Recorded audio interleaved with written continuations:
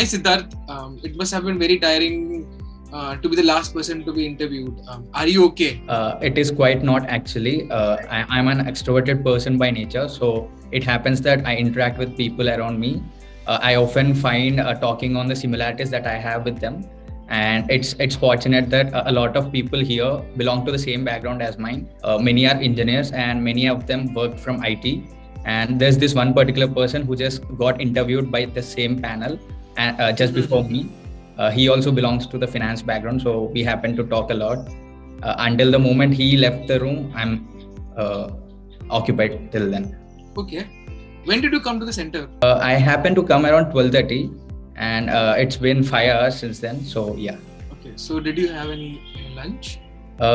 Yeah, I had a pre-lunch, so I skipped my breakfast and I kind of had lunch so that it covers up till the end of interview. That's not healthy. Yeah, I mean, I've been having a lot of candy since I came here. They're really good. You're talking about a lot about the candidates. What did you talk about? There's this one particular candidate. He's a hedge fund manager. He's a hedge fund analyst. He kind of worked in the same area of interest as mine. And we happen to talk a lot about his work and the recent market sentiment that's happening around. So, how did you develop your interest in finance? Yeah, so the first introduction to me in the domain of finance has happened in my second year of engineering. I happened to participate in a virtual trading event of ICICI back then and came as a finalist. They also invited me for finals to Delhi, but because of my academic exams, I couldn't attend it back then. And post that, I developed other interests in finance. And in fact, I've recently given my CFA level 1 exam too. I'm also trying to learn R or Python to establish my own setup in HFT, which is high frequency trading. You completed your CFA level 1. It's not the form. Wasn't there provision for it? Yeah, it happens that I haven't completed my CFA back while filling the form. And as the exam got deferred from June 2020 to Feb 2021, I couldn't complete it earlier. So there wasn't a provision for writing the same about being a candidate in the form. So I happened to put it as a blank there. So this algorithm trading, explain to me what this algorithm is. Right. So I'm still learning Python. So I cannot define it in the technical way. Can I go it in a simple language? Okay, you wouldn't know it exactly in technical terms. Just describe the algorithm in layman's terms. Right, sure. So algorithm is a set of instructions that I give to get an expected output or to solve a question, to solve a problem basically. So the instructions that I give here it's related to the indicators that I use to identify stocks for trading. So here's the thing, why don't you write an algorithm for me to trade? Sure.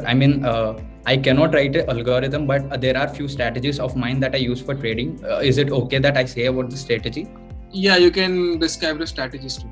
Right. So there's this one particular strategy that I use, which is called a mean reversion strategy.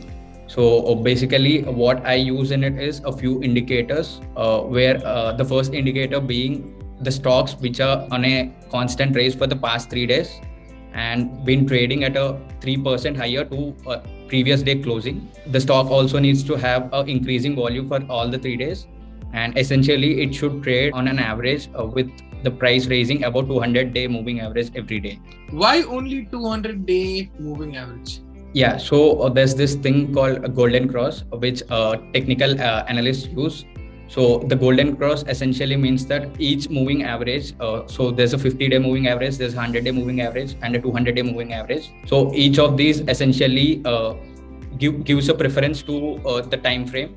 So a 200-day moving average is a longer time frame, which kind of takes in the historical prices. So the whole fundamental of mean reversion strategy is all the prices that are raising would revert back to its mean. So a 200-day moving average in a long term is considered as a mean. So hedge funds, are they legal in India? Obviously, yeah. Hedge funds are legal in India, except that only insider trading is not legal. So at Capgemini, you worked as a quality analyst. Wasn't it boring job? Right. So Capgemini kind of hires into a common role back at institute. So I got placed at NIT Jamshedpur. So the role that I was hired into was of senior analyst. It's a common role. These roles are of the organization level. while the organization itself is divided into different business units, and according to the client requirements, the roles are assigned in the functional level, which is the quality analyst role. So even in the quality analyst role, there are two types of work that we do. It's automation testing and also manual testing. And the work that I did was manual testing. Yeah, it's a bit boring as you said, but it's just that it's a mismatch between the expectations that I had and the aspirations that I had and the work that I did there. Why didn't you learn Python when you discovered your interest in finance back when you were doing engineering?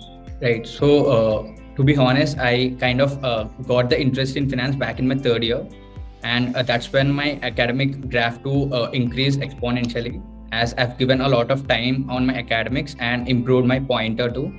And also that I started my CAT preparation back in third year itself in the sixth semester. So I've been occupied in the CAT preparation and then in the academics, and post to that I also happened to appear for the CAT and my final placements. So it's just that I never got a time back then to give to focus on Python.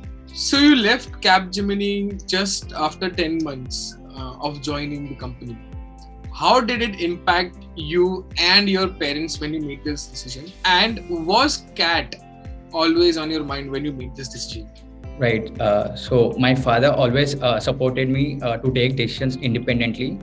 Indeed, the decision that I took was huge, considering the financial constraints that I faced back then. But my father said to focus on what I'm interested in rather than the external factors. And I happened to also got enrolled in CFA back in December 2019.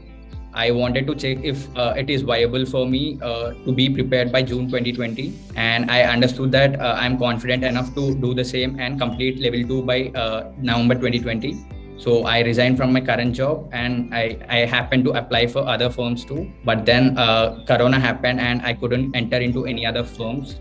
And I continued my prep with CFA and CAT. And I happened to make through CAT right now, fortunately, and sit in the interview. So Siddharth, what all courses have you done in finance? Right. So I haven't exactly done any certifications because they are a bit costly and I'm out of my employment. Yet I did a lot of learnings through third-party resources. Like I happened to learn about financial modeling, and I'm also trading since last 10 months. Yeah, but in Coursera, you can just learn them without the certification in the trial version, right? Yeah, sir, indeed. I mean, I learned financial modeling in Excel. Okay, so what do you do on it? DCF?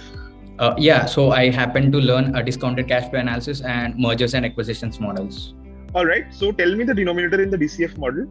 Yes, sure, sir. So it's actually a weighted average cost of capital that we use in the denominator. And the way we calculate a weighted average cost of capital is taking the weighted average of cost of debt and cost of equity. And if there's a preferred shares, then a cost of preferred shares with the weight according to the corporate structure. Okay. So tell me the numerator including all the steps.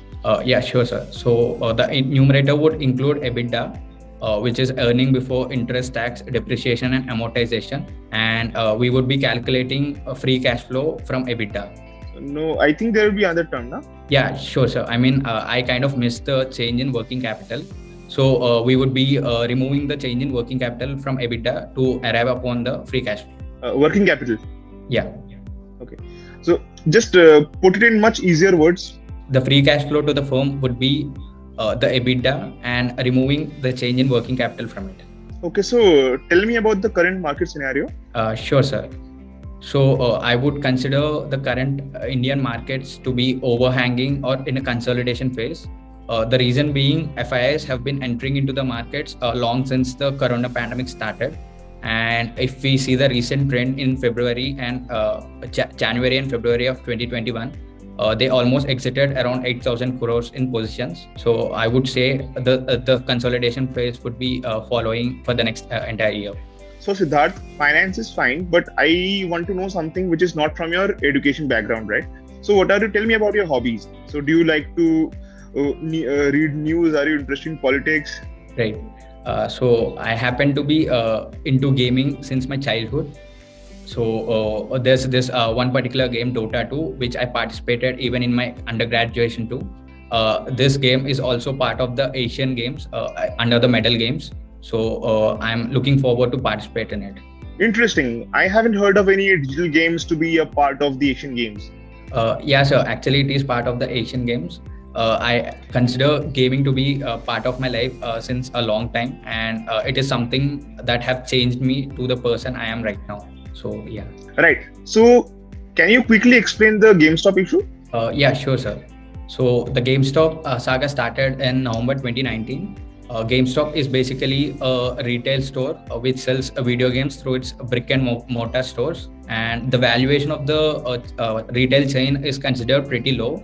Back then, it was trading at $4, but a particular set of individuals on Reddit formed a group and considered the valuation to be a bit higher than that, and they started raising the prices through hoarding the stocks. And some hedge funds consider this as an opportunity to short, and the hedge fund started shorting it in January again, but the retail investors kind of increased in their group and reach, so they again started to break the short that the hedge funds created, and they hoarded the price to almost $480, which couldn't sustain because of the level of power that hedge funds has and the level of financials that they have.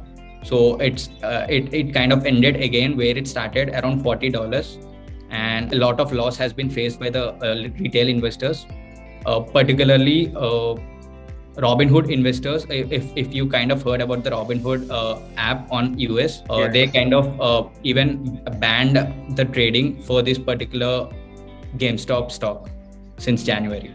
So, Siddharth, you are good at finance. You're good at gaming.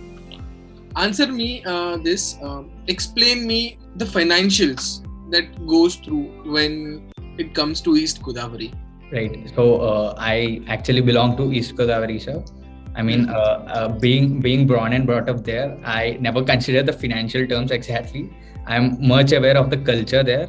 So we actually correlate Godavari with, Godavari, East Godavari district with hospitality that the people show there. And we are fond of food. And if any guest kind of visits us, we at least serve 20 items on their plate. So if a person from Gujarat comes to your place and you keep 7 items of rice in front of them, they'll definitely enjoy it. Everyone is fond of food from every different parts of places. You diverted me from the question that I asked. Yeah, sure. So can I talk about Andhra Pradesh as a whole? No, just your district. Tell me about all the businesses that happen around you. Sure, sir. So fishing is a major activity that's considered in Andhra Pradesh, and agriculture is also contributing around 58% of the revenues that are generated. What is the nearby port? So the nearby port to me is Kakinada Port, sir. Tell me the size of it. You definitely know how to size a port, right? No, sir. I'm not aware of it. Take a guess. I mean, even if I take a guess, it would be the wildest one, sir. Is it the most significant port in Andhra Pradesh? I don't think so, sir. There's also Visakhapatnam Port. Yeah. Yes, right. Tell me the most significant port that you can find in India. I mean, I can take a guess, sir. So one of the significant ports that I am aware of is the Kolkata port. Okay, why not Mumbai? I mean, I just took a guess, sir, again. Okay, tell me a state with significant manufacturing units. Even your neighbor states like Tamil Nadu, Karnataka. Yeah, so I would think Jharkhand is one of the significant states because a lot of manufacturing activity happens, like the Tata Motors and Tata Steel belong to the same state. Yeah, Jharkhand is there. Indeed, there are many minerals and resources there. Yeah, sir. So, I mean, I happen to take a guess because I belong to the same state as I graduated from NIT Jamshedpur. Okay, I think we're done. Yeah. It was nice talking to you. Thank you. Thanks a lot, sir. Great talking to you. Have a great day. You too, sir. Thanks.